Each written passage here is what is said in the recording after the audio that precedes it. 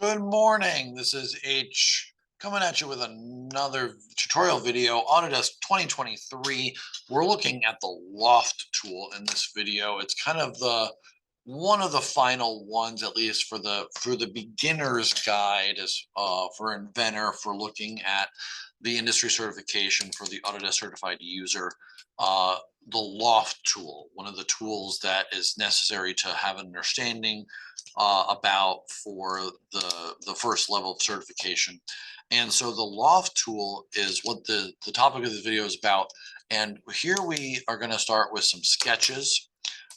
We have two sketches and a work plane. So we're going to take a look at this, but we're going to first look at the Loft tool itself. This is kind of the final one we're going over for some time in the create section of the ribbon, right? We've already looked at extrude, revolve, and sweep. We're now going to Loft.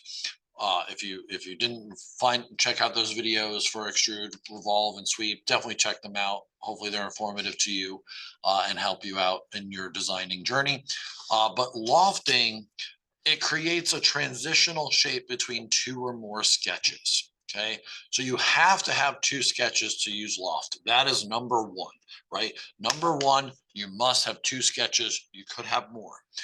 Select a series of profiles to define the shape. You can select rails or a center line to refine the shape even further.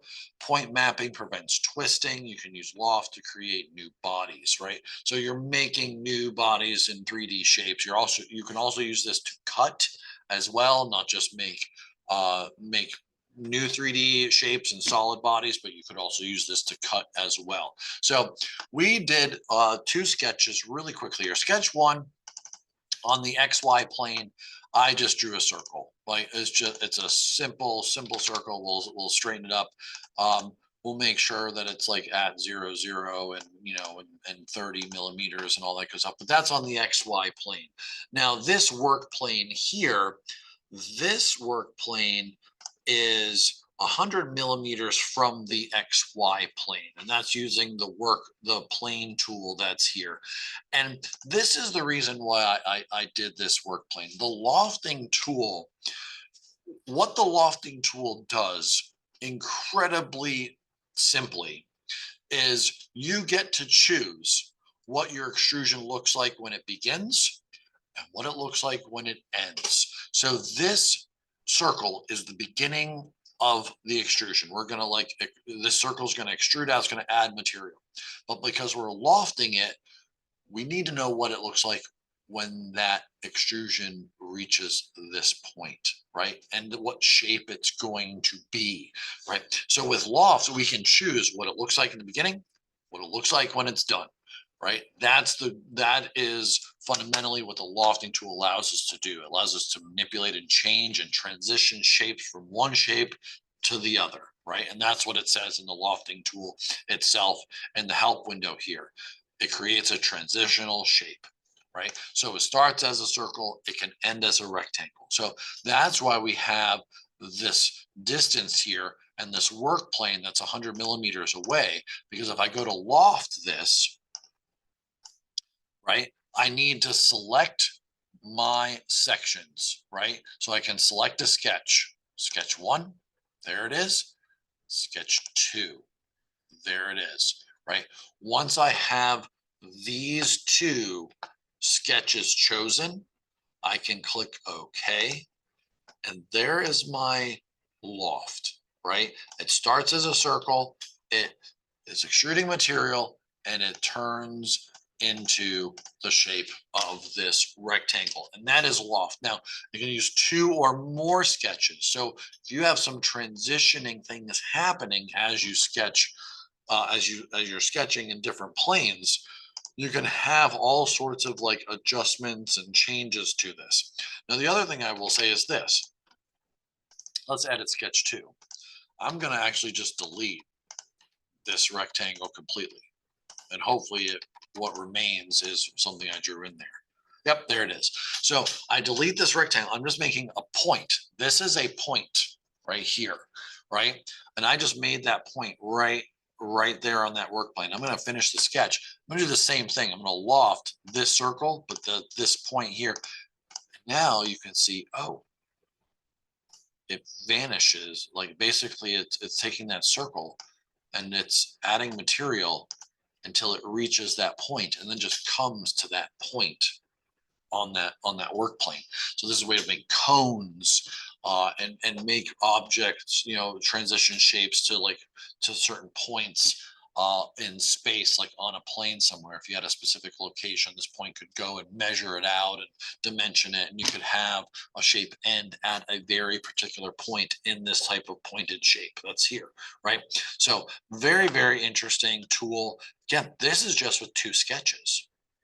The circle, and we had a rectangle here. Now we have a point. Like, so this is just 2 sketches, very easy transitional shape. So here is an example of 3 shapes, right? So if we're going to loft this, we'll loft, select the first sketch. We'll click to add, select the second sketch, click to add, we'll click the third sketch. And you can see it's changing as it goes through the entire process, and it's tough. Like, we can change, you can adjust different things of where the lines, the edges are going to end up, but sometimes it's really tricky to design specifically for lofting. We're going to do an example of that in a moment, designing with lofting tool. So starts out as a circle, it expands outwards, and this is kind of in the center of this part. This is an important concept. So as a circle expands outwards to these vertices, but then it has to take those 4 vertices and make them into 3, right? So we have 1 and 2 and 3. This edge makes it to this point. This edge does not. But there are ways to adjust that as you manipulate and kind of change things in Loft. You can have this edge go to this point. There's ways to do that, ways to adjust your lofting as you go through different things. But that is like a 3 sketch loft, right? So in my classroom, we do a project that we assign in class right about the same time we're learning the Loft tool, or right in line with that. And that's the boat project. And so designing a hull for a boat can actually be really challenging without using the lofting tool. With the lofting tool, it's actually not that bad at all. So if I was going to make a boat, very simple boat hull design for like my classroom, I would start my part file, and I'd start with just a point right here at 0, 0. There's my point in space right there. I'll finish the sketch. There it is. Right. So that's at 0, 0 origin. Then I need to create a work plane again that I need to make sure that it's away from this. And I'm going to make it away from this a negative 150 millimeters. The boat project that we did in my classroom, it was a 30 centimeter or 300 millimeter size restriction for the overall size. So I'm going to do 150, which is like the center of the boat, right? The center portion of the boat. And I'm going to draw a sketch here. And I'm going to make the boat shape very simply. Like, I'm not going to make it too ornate or too challenging here. I'm just going to make sure this is equal to this, and make these equal to each other as well. That way we at least have some type of some type of standardization of our boat here. Let's make this angle 120. That way everything's kind of angular to some degree. So now we have something that's okay.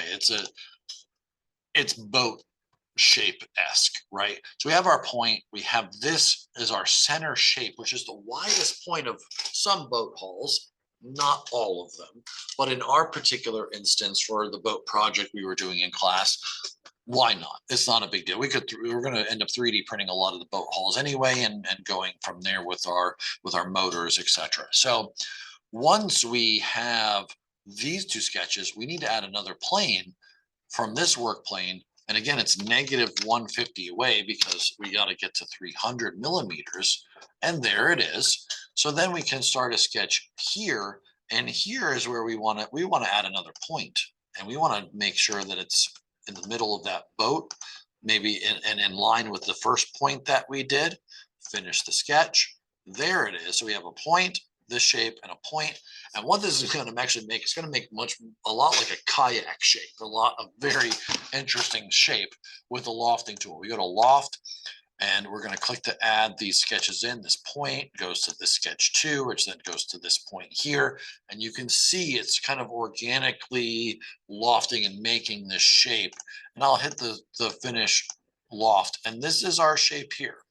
A lot of students over the years have made little boat hulls like this, and you use them in different sizing and shaping for the middle. And this is a really nice, but we could also shell it. Little bonus tool here. We could also shell it, and then it actually becomes a really easily usable kind of boat hull for a little boat project, right? So that is the lofting tool. The lofting tool allows us to make transitional shapes out, and those shapes change as they go from shape to shape to shape. And you need at least two. You need at least two shapes. Here's a circle and a point, but three, four, however many you want to add in that transitional shape, in that loft, you can add them in there. So that is the lofting tool. Thank you for joining me. We'll see you all next time.